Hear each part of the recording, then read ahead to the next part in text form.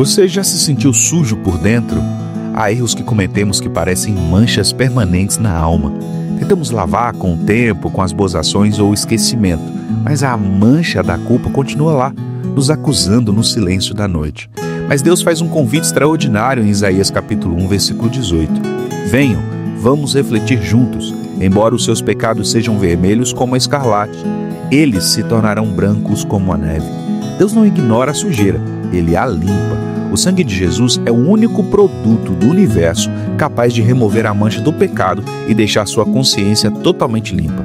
Pare de tentar esconder suas manchas, exponha tudo a Deus. Ele não quer te condenar, Ele quer te lavar e te dar um recomeço branco como a neve hoje. Você está no Devocional Esperança, eu sou o reverendo Adailton, compartilhe essa esperança com alguém, Deus abençoe a sua vida.